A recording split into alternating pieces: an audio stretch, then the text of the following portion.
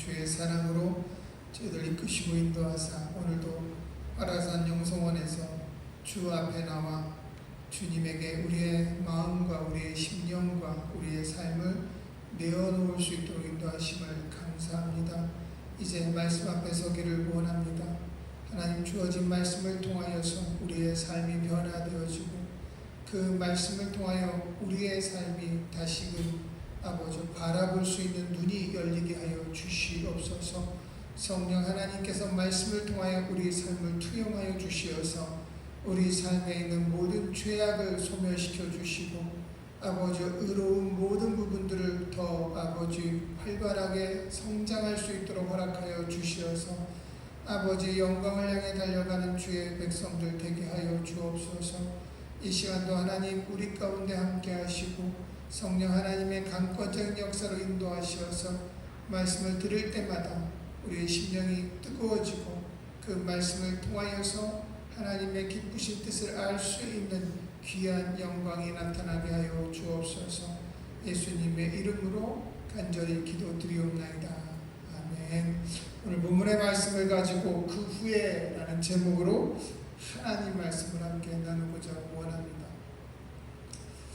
제가 목회를 시작한 지가 벌써 25년째래요. 25년 동안 지나면서 처음에 목회를 시작할 때 신학교 딱 들어가면서 하나님하고 약속한 것이 있습니다. 그것이 무엇이냐? 하나님, 저는 설교할 때 절대 제 개인의 간증은 절대 하지 않겠습니다. 그리고 혹 누구를 만나든지 목회자를 만나든지 누구를 만나든지 교회 자랑, 성도 자랑은 절대 하지 않겠습니다. 이것을 맹세했거든요. 그래서 지금까지 25년 동안에 설교한 걸 합해보니까 한 10,000편이 넘어가는 것 같아요. 근데 한 번도 내 개인의 간증을 해본 적이 없어요. 근데 오늘은 그 틀을 한번 벗어보려고 합니다. 그래서 오늘은 제 간증을 통해서 같이 함께 나눠보면서 오늘 우리 히스기야 왕의 그 마지막 15년의 삶을 통하여서 하나님이 우리에게 원하는 게 무엇인지를 함께 살펴볼 수 있도록 있는 귀한 시간이 되어질 줄 믿습니다. 저는 중학교 2학년 때 중학교 2학년 7월 28일인가요? 처음 교회를 나갔습니다. 누가 전도해서 나간 게 아니라 제가 제 발로 교회를 찾아갔어요. 희한하게 저희 동네에 교회가 하나 세워졌습니다. 가정교회가 하나 세워졌는데 교회를 집을 사서 집 안에 2개를 터서 그 성전을 삼고 그 다음에 마루에 부엌이 있는 곳에서 식당을 하고 이제 사택은 2층에다 올리시고 이렇게 해서 개척을 하셨어요. 이제 그 개척을 하는데 개척한 게 여자 전도사님이셨습니다. 여자 전도사님의 남동생이 이제 같이 와서 전도를 하기 시작합니다. 그 청년들, 그 중고등부 애들 이렇게 모여서 동네마다 그때 모여서 이렇게 있는데 전도를 하기 시작하는데 다 복음을 전하는데 나한테는 전하지 않는 거예요.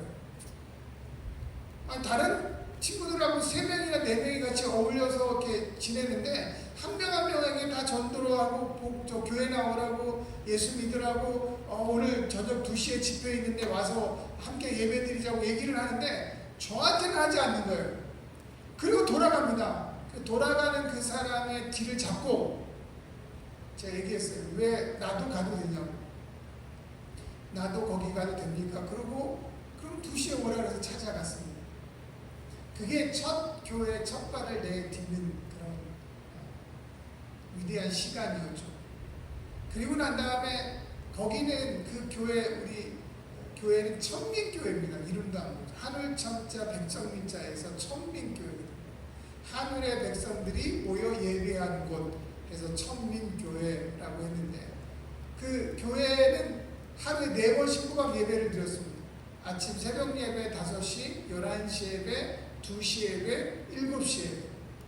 그 예배를 꼭 매일 드렸어요. 그래서 2시 예배에 딱 가서 예배를 드리는 그 순간부터 제가 이제 교회를 나가기 시작했죠. 아무것도 모르고 아무 뭐 성경이고 찬송이고 한 번도 들어본 적이 없는, 제가 2학년 때 무당의 양아들로 갔거든요. 무당의 양아들로 제가 가서 그 한 2년인가 3년 동안 양아들로 생활을 했어요. 구타는 밑에서. 그러니까 우리 집안에는 이 성경이나 찬송을 헤아려 볼 수도 없는 그런 집안에서 갑자기 교회를 나갔으니 찬송을 하나 성경을 아무것도 모르는데 예배 드리는데 너무 좋은 거죠. 3개월 만에 방언을 받았습니다. 방언을 받으니 이건 날뛸 것 같습니다. 뭐 교회에서 우리 김희경 전사님께서 7시간 여기 목요일날 7시간 그 집중 기도에 오셔서 1년 동안 한 주도 빠짐없이 용인에서 여기까지 오셔가지고 7시간 기도했다고 그랬잖아요. 제가요 방언 받고 너무 좋아가지고 매일 잠적해서 기도하고 그때부터 시작해서 180일을 그 철야 예배 기도를 드렸거든요. 그러니까 지금은 철야 예배는 뭐 그렇지만 그때는요 12시 예배, 1시 예배, 2시 예배, 3시 예배, 4시 예배 드리고 5시 예배 드리고 그게 철야 예배 끝나는 거예요. 새벽 예배까지 드리고 그거를 180일 동안 학교 다니면서 했습니다. 그리고 하나님 앞에 서운했죠. 하나님 나 저거 해달라고. 뭐가 모르니까 그냥 말씀 전하시는 여자 전사님의 그 모습이 나는 저거를 하고 싶다라는 생각에 그 4개월 된 그 시점에서 나도 모르게 하나님 저거 해달라고 그렇게 하나님 앞에 소원했습니다. 근데 하나님께서 성령의 은사를 부어주는데 중학교 2학년짜리가 뭘 압니까? 근데 중학교 2학년짜리가 방언을 받고 난 다음에 환상, 예언, 뭐 신유, 명불변, 능력행함, 방언 통변, 영서에서 뭐 안 받아본 게 없어요. 고등학교 고등학교까지 그 군대 가기 전까지 뭐 은사. 근데 가장 힘든 게 뭐냐면 은사를 받으면 제일 힘든 게 뭐냐면 나와 내 의지와 상관없이 보여진다는 거예요. 내 의지와 함께 보고 싶지 않아도 보여진다는 거예요. 알고 싶지 않아도 알아준다는 거예요. 지나가는 사람들의 심령 상태, 나와 대화하는 그 사람이 어떤 생각을 하는지 어떤 의도로 말하는지가 다 보여집니다. 그러니 누가 힘들어요? 힘든 건 누가 힘들어요? 내가 힘든 거야. 아니 좀 안 볼 사람 안 보고 볼 사람 보는데 다 보여요. 내가 저하고 얘기하면 저 사람이 무슨 의도로 얘기하는지 어떤 의도를 가지고 얘기하는지 어떤 마음을 가지고 있는지가 다 보입니다. 한 번은 길을 가는데요. 제가 너무 이렇게 두려워도 떨고 있는데 저 끝에서 사람이 오는데요. 얼굴에서 피가 난자의 사람이 오는 거예요. 머리서부터 얼굴 전체 온몸에 피가 난자한 상태로 오는 거예요. 나중에 그 사람 살인자였어요. 그러니까 그런 부분들이 보이니까 너무 힘든 거죠. 한 번은 신방을 갔는데 전사님께서 영서를 써달래요. 그래서 기도하고 영서를 썼어요. 해석도 해달래요. 나 그 집 처음 가봤거든요. 그 사람이 어떤 사람인지 어떤 상황인지 전사님한테 사전에 얘기 들어본 적도 없고 그냥 신방 가자. 근데 신방 가서 너무 좋은 건 뭐냐면 그 시점에서 신방 가면 제일 좋은 게 뭐냐면 맛있는 게 많거든요. 신방 가면 상다리가 부러지도록 채를 놓습니다. 신방 전사님 초대해서 기도받아야 되니까. 그러면 그 따라가면요 우리 집에서 평생 먹어보지 못하는 음식들이 그 상에 가득합니다. 근데 그거 좋아서 따라갔거든요. 그 음식 좋아가지고 음식 먹고 그리고 택시 타고 그러고 가니까 그게 좋아서 따라갔는데 저보고 영서를 쓰래요. 그래서 야 정관아 기도하고 영서 써. 예. 그럼 또 어린 마음에 또 기도하고 영서를 씁니다. 해석하래요. 그래서 밑에 해석을 다 해줬어요. 그리고 그 해석, 영서 쓰고 해석한 거를 그 사람 딱 줬더니 아니 한 줄 두 줄을 뜨니 그분이 울기 시작합니다.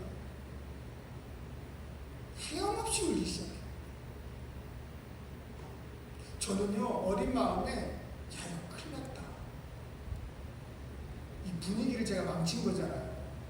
전사님 신방 따라갔는데 갑자기 그 사람이 우니까 저는 그 신방의 분위기를 다 망친 그런 사람이 돼버리고 나니까 두려웠어요. 근데 나중에 얘기를 들어봤더니 그 글자 하나하나가 그가 그렇게 기도하고 그렇게 간절히 바라고 가정의 문제 모든 것들이 그 안에 다 들어가 있고 하나님의 뜨거우신 사랑의 응답이 그 안에 들어가 있었던 거예요. 저는 무슨 내용인지도 모릅니다. 왜요? 제가 지식으로 쓴 게 아니니까. 제가 알고 있는 어떤 생활의 어떤 그 중학교 2학년짜리, 중학교 3학년짜리가 인생을 알면 얼마나 알고, 가정의 고달픔을 알면 얼마나 알겠어요. 사회를 알면 얼마나 알고, 사랑을 알면 얼마나 알고, 사람을 알면 얼마나 알겠어요. 근데 그 중학교 2학년짜리가, 중학교 3학년짜리가 쓴 그 글 갖고 눈물을 흘리고 우니까 저는 그 내용도 모르고 그 상황도 모르는 상태에서 그저 성령이 그때 주신 그대로 쓰고 그대로 번역을 한 것밖에 없거든요. 근데 중요한 거는 뭐냐면 은사 받으면 뭐예요? 은사 받고 그 후에 우리의 삶은 어떤 변화가 일어납니까? 은사를 행하고 은사 있게 말씀 전하고 은사 있게 찬양하고 은사 있게 성에 인도하고 그래서 그 성이 안에 기적이 일어나고 능력이 나타나고 병든 자가 고침받고 휠체어 타고 온 사람들이 일어나 걸어가고 그 후에 뭐예요? 그런 역사가 중요한 게 아니라요. 그런 현상이 중요한 게 아니에요. 더 중요한 것은 그 후에 변화된 삶을 어떻게 살아갈 것이냐가 더 중요한 거죠. 우리는 그런 거 생각하지 않습니다. 그냥 눈앞에 있는 응답만 쫓아갑니다. 내가 은사 나타나서 기적이 일어나고 사람들이 못 보는 거 보고 사람들이 말하지 못하는 거 말하고 내가 찬양 인도할 때 역사가 일어나면 그걸로 끝납니다. 그 이후에는요. 그 이후에 그 삶이 변하지 않으면 그것은 아무런 유익이 없는 거예요. 그저 내 좋아서 내 흥에 취해서 하나님과 상관없이 어느 순간부터 하나님의 것이 내 것이 되어져서 하나님의 말씀을 전하던 내가 나의 말을 전하게 되고 하나님을 찬양하는 내가 하고 싶은 찬양하고 하나님이 행하시는 은사가 어느 순간에 내 것이 되어져서 나의 은사가 되어버리고 마는 거죠. 그러면 어떤 변화가 일어납니까? 하나님의 것은요 반드시 일어난 다음에 이후에 변화가 일어납니다. 근데 사람의 것은요 똑같이 변화는 일어나고 역사는 일어나지만 그 이후에 아무런 변화가 없어요. 그 순간, 그 시간, 그 타임에만 지나가는 거고요. 그 이후에 변화가 없습니다. 저와 여러분들이 정말 중요하게 여겨야 될 것은 무엇이냐면 하나님의 말씀을 받고 내 은혜 받았어요. 내 삶에 응답 받았어요. 내가 변화 받았어요. 내 가슴이 뜨거워졌어요. 주체할 수 없는 그런 기쁨이 내 안에 있어요. 그 순간보다 더 중요한 건 그 이후에 내가 어떠한 삶을 살 것이냐가 더 중요하다는 겁니다. 저를 이끌어줬던 그 전사님,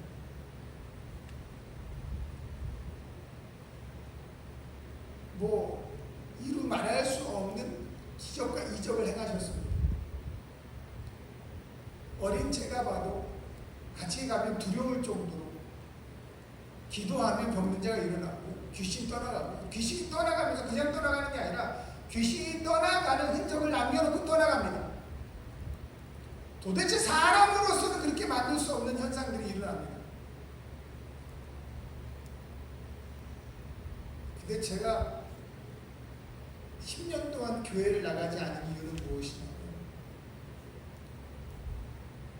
그러한 능력이 있고 그렇게 은사를 행하고 병자를 고치고 하고 놀라운 하나님의 은사를 행하는 기적을 행하는 위대한 목회자, 위대한 나의 스승이라고 생각했던 그분이 타락하기 시작합니다. 물질로 타락해.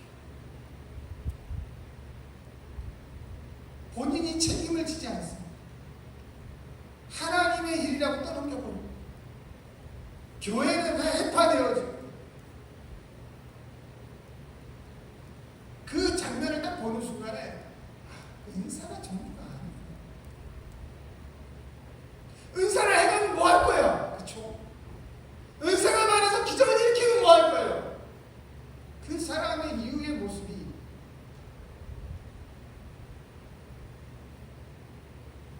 도대체 이해되지 않는 모습으로 결론을 맺는다. 군대 갔다 왔더니 교회가 다 끝났어요. 어머니로부터 이야기를 듣는데 내가 어머니 앞에 얼굴을 못 들 정도예요. 제가 어머니를 전도해서 저희 어머님이 거기 6개월을 다녔거든요. 저희 어머님이 무당을 신봉하는 아들, 막내 아들 무당에 양아들을 줄 정도면 얼마나 심했겠어요.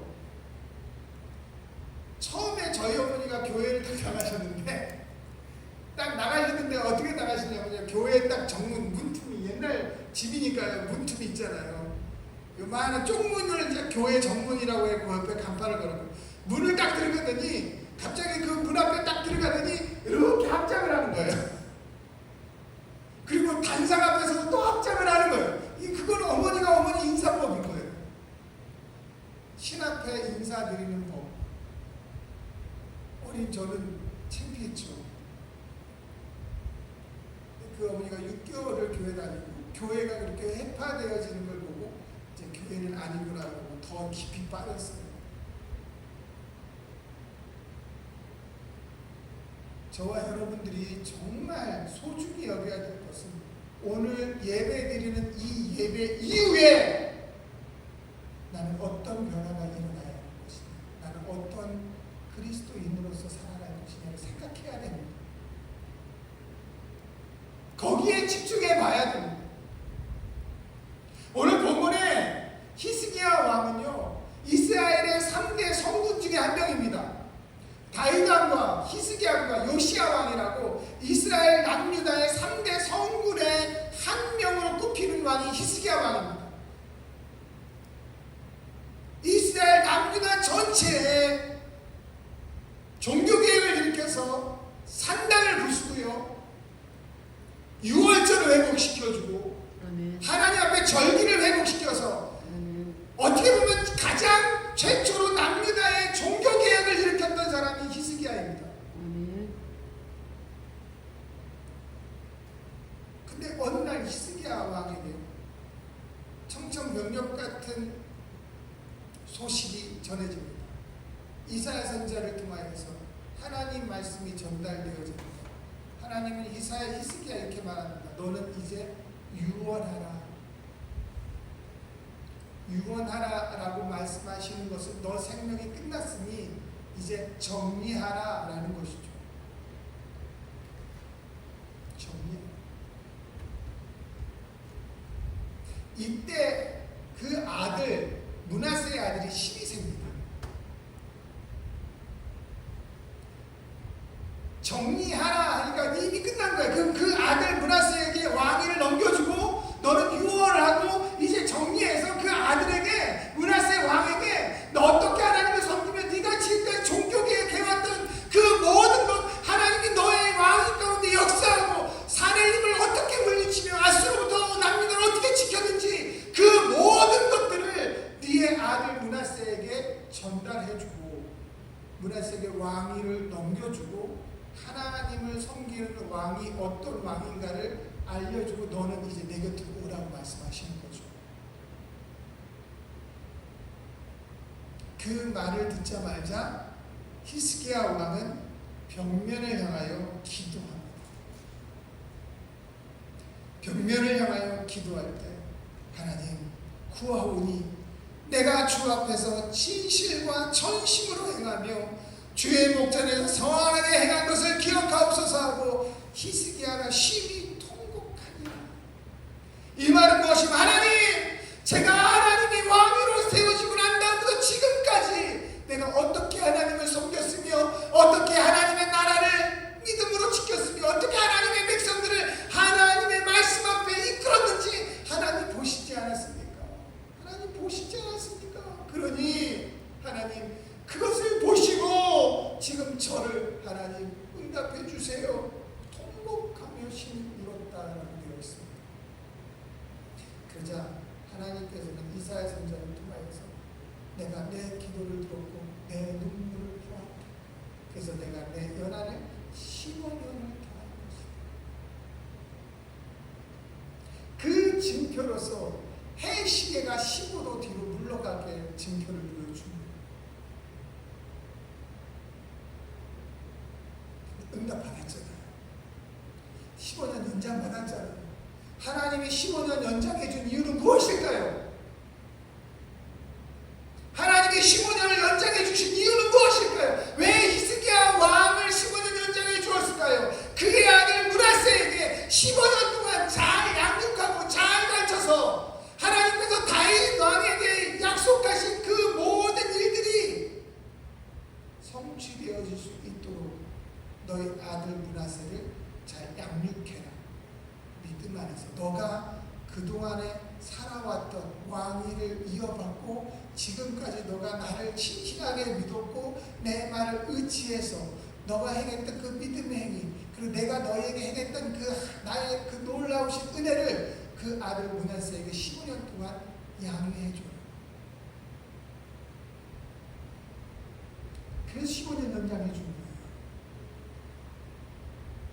여러분들, 우리 성경에 보면 열왕기하, 열왕기상, 열왕기하, 그리고 이사야, 이렇게 역대기적인 부분에 봤을 때 그 왕이 몇 살의 왕이 돼서 몇 년간 치리했다라고 되어 있어요. 므낫세가 12세의 왕이 돼서 55년간 이스라엘 민족을 다스렸습니다.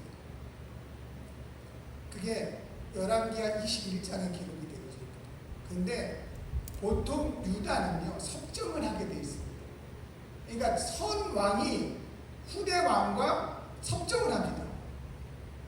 왕위를 되고 난 다음에 거의 5년에서 많게는 10년까지 섭정을 하고 그리고 물러나 줍니다. 그러니까 12세에 므낫세가 왕이 됐다 해도 본문에 근거하면 15년 동안은 누가 왕으로 섭정했던 거예요? 히스기야가 섭정했던 거예요. 그러니까 그 기간 동안에 왕 다스린 기간이 되어지고 그 섭정한 그 기간 동안에 왕이 되어지는 거예요. 그래서 어린 나이에 왕이 되어도 이 나라를 다스렸던 이유가 그 섭정이 있었기 때문에 그런 거거든요. 그럼 15년 동안에 므낫세를 잘 양육하고 잘 이끌고 그 믿음을, 하나님의 역사를 잘 가르치고 이끌었다면 므낫세는요 성군이 되었겠죠. 근데 응답받고 난 다음에 히스기야 왕의 모습은 어떤 모습입니까? 그 모습이 오늘 본문 가운데 기록되어져 있습니다.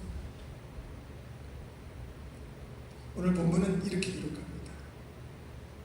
저 동방 변방에, 동쪽의 변방에 바벨론이라는 신흥 국가가 이제 점점 커지기 시작합니다.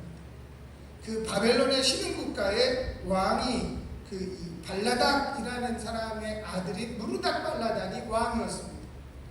그 바벨론 신흥 국가의 누르닥 발라단의 왕이 히스기야가 병들었다 나음을 듣고 사신과 예물을 보내준 거예요. 다시 말하면 이스라엘 그 남유다와 신흥국가 바벨론과 친교를 맺자는 거죠. 화친을 맺자는 거죠.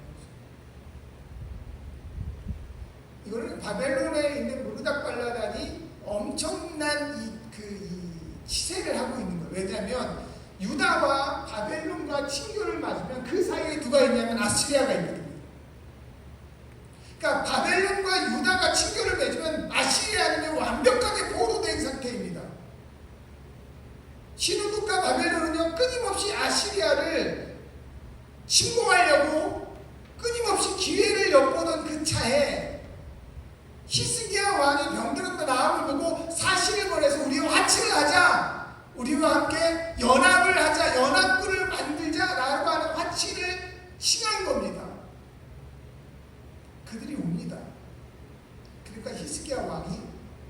갑자기 기뻤다라고 성경은 기록하고 있습니다. 히스기야가 사자들로 말미암아 기뻐하였다. 여러분들, 여호수아가 가나안을 점령하고 땅을 분배할 때 하나님께서 분명히 말씀하셨어요. 절대 이방 민족과 화치하지 말아라. 이방 민족과 가까이 하지 말아라. 이방 민족이 섬기는 그 신을 섬기지 말아라. 그럴 때에는 너희는 반드시 그 민족의 종이 될 것이요, 너희 후손들은 그 민족의 종으로 타격할 것이다 라고 얘기합니다. 히스기야가 종교개혁을 했던 히스기야가 그 말씀을 몰랐을까요? 근데 히스기야는 병들었다 나았다함을 듣고 화친을 보내는 그 신흥국가의 그 바벨론의 그 신흥국가가 자기를 인정해 준 거에 대한 교만과 자기를 드러내고자 하는 그 부분들이 드러나서 결국은 하나님의 말씀을 저버리고 자기를 드러내고자 하는 교만에 휘둘려지고 만 것입니다. 그 결과가 어떤 결과를 일어납니까? 결국 그 결과가 39장에 기록되어져 있는 것처럼 남유다의 모든 땅이, 모든 것이 바벨론으로 옮겨질 것이고 그 후손이 바벨론의 포로로 잡혀가 환관이 될 거라는 그런 결과를 낳게 됩니다.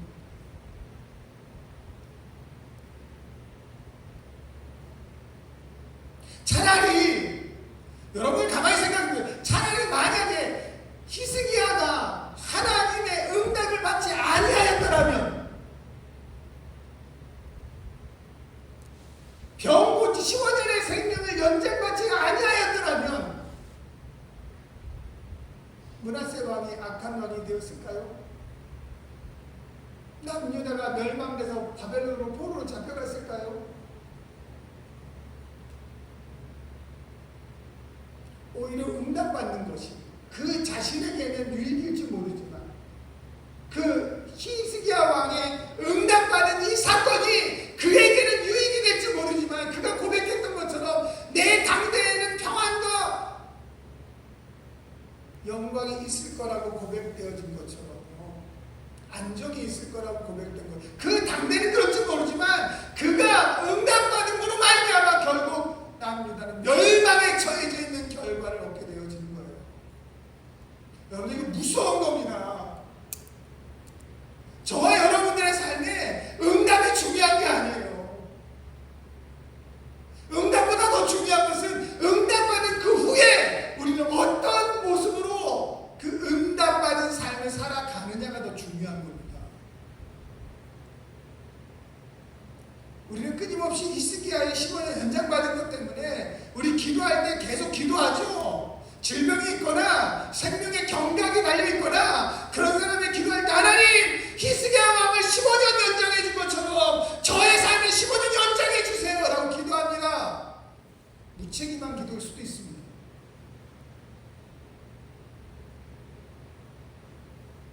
단지 보이는 현상, 눈앞에 있는 문제, 이것만 해결되면 다 끝난 것처럼 아니란 이런 믿음, 이러한 신앙, 이거 지금 우리가 가지고 있는 모습 아닌가요? 한치 앞을 내다보지 못하는 우리가 지금 당장 응답받았다고 내 미래가 내 뜻대로 되어진 것처럼 그렇게 교만하며 내 인생 내 거라고 이렇게 자부하며 지금 살아가고 있지 않습니까? 내 생각, 내 뜻이 하나님의 뜻일까요?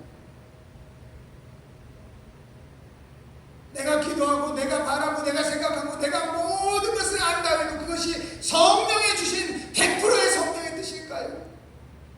아닐 수도 있지 않습니까? 그러기에 우리는 끊임없이 내 생각과 내 뜻을 내려놓고 하나님의 생각, 하나님의 뜻을 계속해서 묵상할 필요가 있는 겁니다. 내 몸에 일어나는 현상, 내 삶에 일어나는 현상, 내 가족에 일어나는 현상, 내 교회에 일어나는 현상, 내 주변에 일어나는 모든 현상 묵상하면서 그 부분들이 하나님 안에서 선용되어지기를 우리는 끊임없이 기도해야 합니다.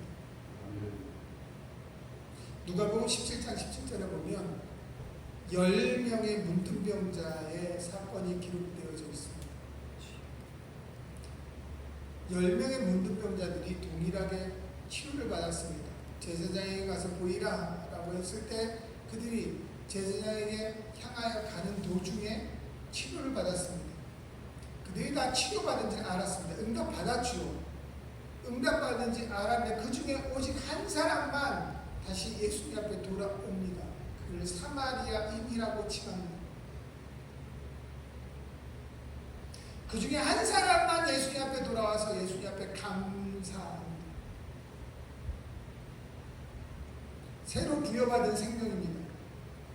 새로 부여받은 삶입니다. 여러분들 문둥병은요 유축병과 함께 진 밖으로 쫓겨나서 진 안에 들어올 수 없습니다. 왜요? 문둥병자는 여러 가지 지금에 울고 있는 한센병 이런 부분이 있지만 이 내위기에 기록되어 있는 문둥병은 피부병도 해당이 됩니다. 피부병, 피부에 반점, 붉은 만점 일어나는 것, 부스럼이 일어나는 것 이런 건 다 문둥병에 해당이 됐습니다. 근데 그 문둥병, 그 부스럼이나 피부병들이 가지고 있는 가장 큰 특징이 전염성이 있다는 거예요. 그래서 문둥병자들이나 피부병자들이나 이런 병들이 걸린 사람을 진 밖으로 나오라는 것은 그만큼 뭐가 많은 거예요. 전염성이 강하다는 거예요.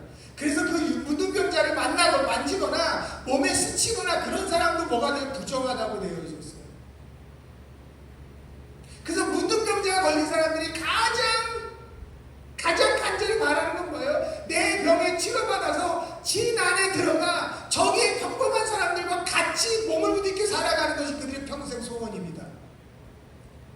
가다가 치료함을 받았어요.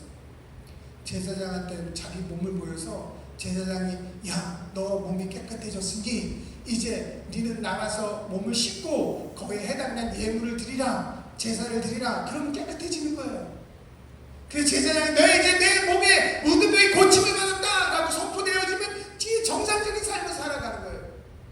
그래서 마지막 9명은 몸이 나음을 알고 제일 먼저 선택한 게 빨리 제사장에게 몸을 보이려고 더 속도를 내고 누구를 향했습니까? 제사장을 향했죠. 근데 그 중에 유일하게 한 명 사마리아인은 예수님을 향합니다. 그리고 그 무릎에 꿇고 앉아서 주여 내 병이 고침을 받았나이다. 감사합니다. 라고 고백하는 장면이 기록됩니다. 그러니까 예수님이 뭐라고 말씀합니까? 여기 사마리아인 한 사람의 하나님 앞에 감사하고 영광 돌릴 사람이 이밖에 없느냐? 내 믿음이 너를 구원하였으면 평안히 가라. 응답받고 난 다음에 그 이후의 모습이 더 중요한 거죠. 아멘. 구원받고 난 다음에 그 이후의 모습이 더 중요합니다. 사도행전 5장에 보면요, 구원받고 난 다음에 얼마나 중요한다라는 것을 기록하고 있는 가장 중요한 장면입니다. 사도행전에서 가장 중요한 전환점을 주고 있는 장면이 5장이에요. 그중 5장에서 그 사건 중에 어떤 사건입니까? 아나니아와 삽비라 사건입니다.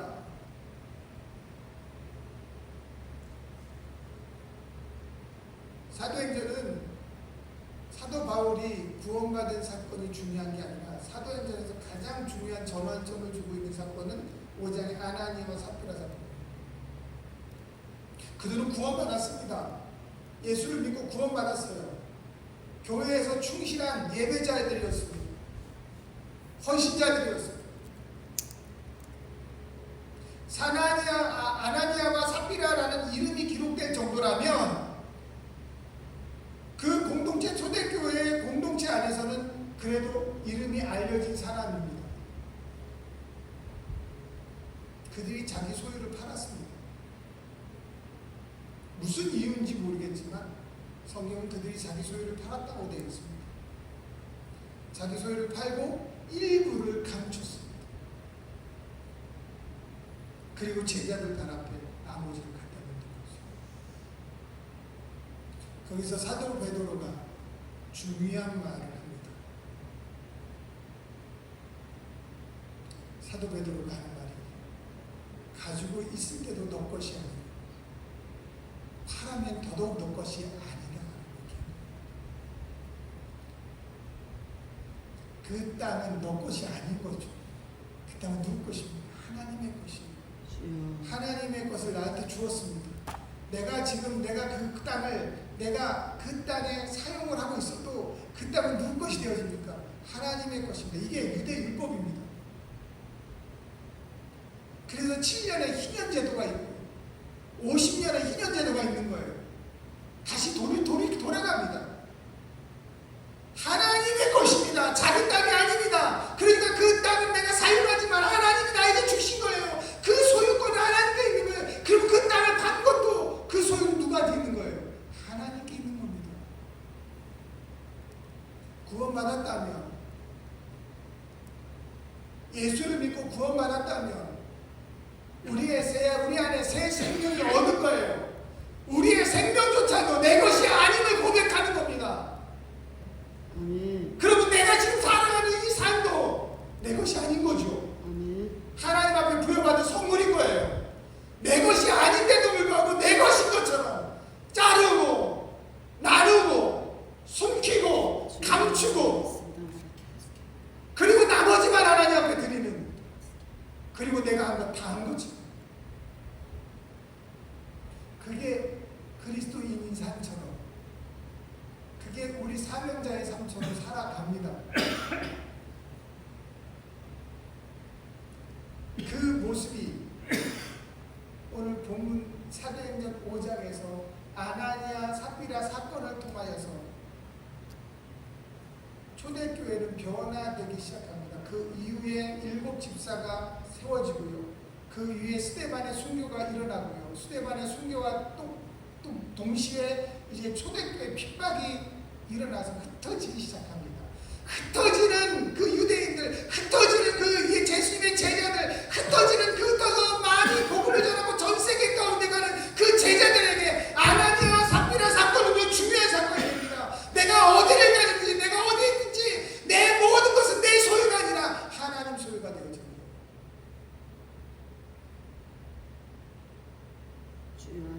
내가 느끼고 내가 누리고 살아가는 이 모든 것도 내 것이 아니고 하나님의 것이 되어집니다.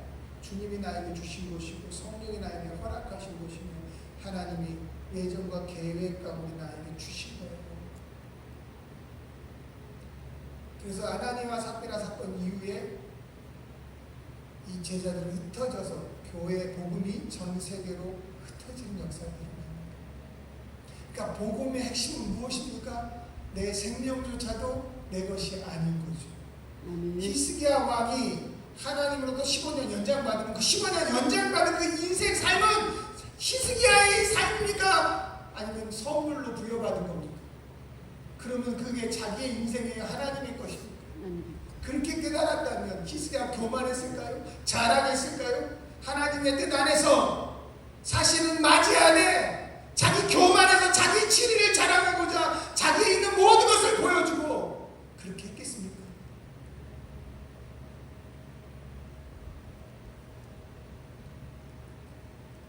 우리는 한 번쯤은 깊이 생각해 보아야 합니다.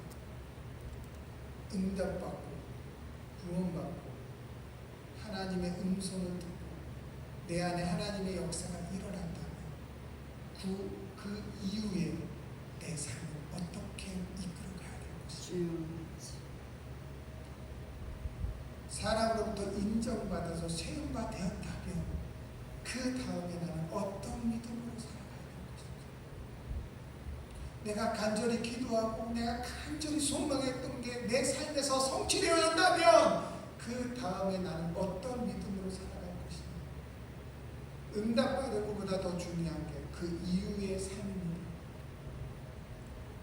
그게 더 중요한 겁니다. 다시 돌아가 보면 우리 전사님의 그 사건을 보고 저는 전사님을 정말 하나님처럼 생겼거든요. 그 전사님을 통해서 나는 하나님 앞에 서원을 했고 나도 주의 종이 되겠다 서원을 했고 그 전사님을 통해서 저는 많은 은사들을 어떻게 활용해야 할 것인가를 배웠고 전사님 밑에 함께 기도하면서 환상으로 요한계시록을 환상으로 볼 정도로 어린 나이에 정말 많은 은사들을 경험했습니다. 근데 그 은사에 그렇지 않습니까? 스승보다 더한 제자가 있지만 아무래도 제자보다는 스승이 낫겠죠. 제자가 그 정도의 은사라면 스승은 얼마 정도의 은사가 있겠습니까? 근데 그분이 넘어지는 걸 보고 은사가 전부는 아니고 은사가 나타나는 것보다 더 중요합니다. 은사를 소유하는 것보다 더 중요합니다. 은사를 행하는 것보다 더 중요합니다. 하늘의 비밀을 아는 것보다 더 중요합니다. 그 다음에 내 삶은 어떤 삶을 살아가는 것입니다. 그게 더 중요한 거죠. 은사나 응답은 새로운 삶을 들어가는 문이잖아요. 문을 열고 들어갔다면 새로운 문에 들어가면 그곳에 살아야죠. 그게 내 인생이 되는 거잖아요. 어떻게 살아갈 것이냐. 근데 우리는 문만 엽니다. 그게 다 끝이에요.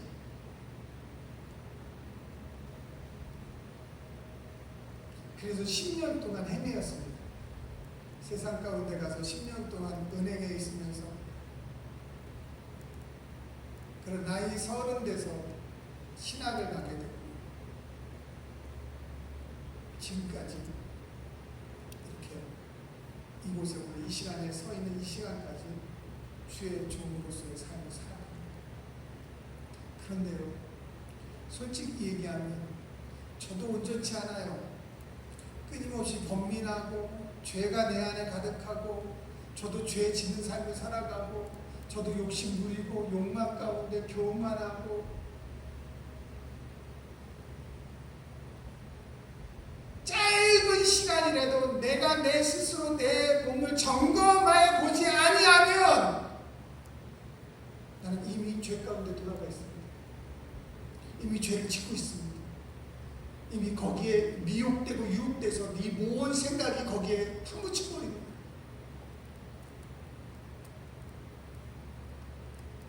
그래서 사도 바울은 그렇게 고백하는 것 같습니다.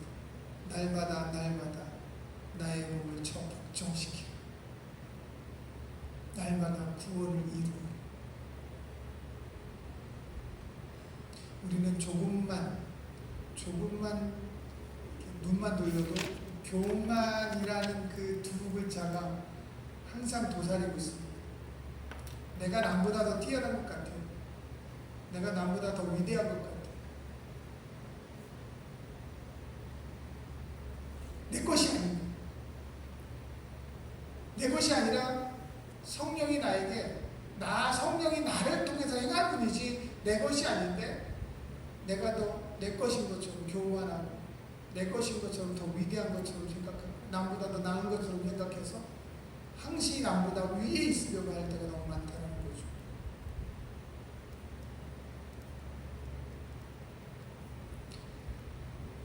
저와 여러분들을 정말 우리 인생, 우리의 삶에서 항상 기억해야 될 것이 그 이후에 어떤 삶을 살아갈 것이냐.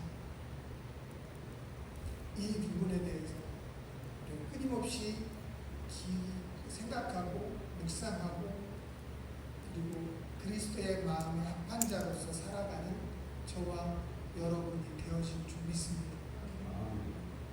말씀을 정리합니다. 히스기야는 이렇게 고백합니다. 39장 8절에 보면 히스기야가 이사야에게 이르되 당신이 이른 바 여호와의 말씀이 좋소이다 하고 이르되 내 생전에는 평안과 경고함이 있으리로다 하니라. 이 말이 열왕기하 20장에도 그대로 기록하고 있습니다. 내 평생에 내 생전에는 평안과 경고함, 안전함이 있을 겁니다 라고 얘기를 합니다. 이 말이 그 시대의 어법이 어떤 의미를 가지고 있는지, 그때는 어떤 어법을 쓰고 어떤 말의 뉘앙스를 가지고 이야기했는지는 우리는 모릅니다. 그 시대의 사람들이 아니니까. 근데 한글로 번역되어져 있는 이 말의 의미는 뭐예요? 나만 잘 살면 되는 거예요. 나만 잘 되면 되는 거예요. 내 내 때만 경과하면 되는 거예요. 그 이후에는 하나님 말씀이 성취되어지는 건 나와 상관없는 일이에요.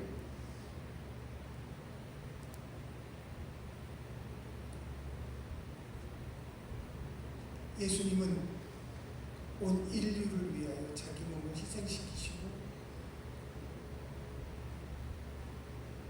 하나님께서 창세전에 우리를 구별하사 예정하신 그 하나님의 예정하심을 우리 가운데 이룰 수 있도록 그 몸을 내어주셨습니다. 예수님은 히스기야가 고백했던 것과 다르게 예수님은 모든 고난은 내가 다 끌어안고 모든 핍박은 내가 다 받고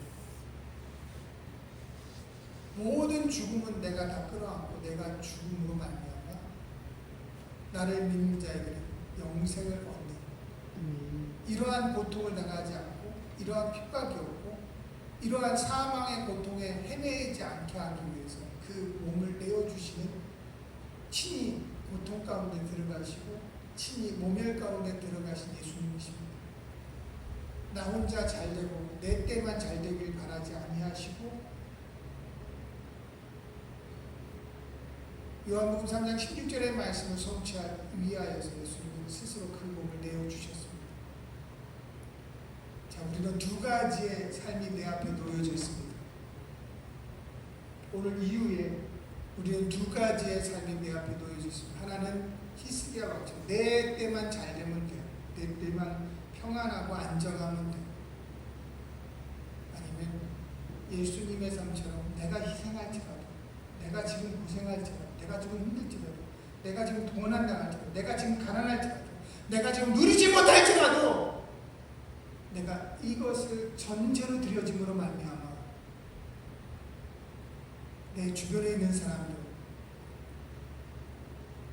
내 이후에 예수 믿는 모든 그리스도인들에게 평안과 안정을 주는 삶, 두 가지가 있는 거예요. 여러분들은 어느 걸 선택하며 살아갈 것입니까? 오늘 이 시간 이후에 여러분들은 어느 것을 선택하실 것인지 그것은 여러분들의 몫입니다.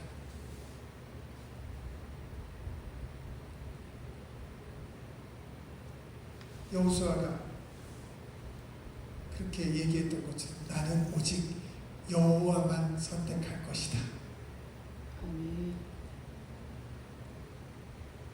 우리의 인생, 우리의 삶이 그와 같이 하나님 안에서 언제나 그리스도의 사랑으로 하나님이 주신 그 놀라운 뜻을 이루어 나가는 그 하나님의 영광의 도구로 사용되어지는 저와 여러분들의 남아있는 삶이 되어지기를 다시 한번 주님의 이름으로 부탁을 드립니다.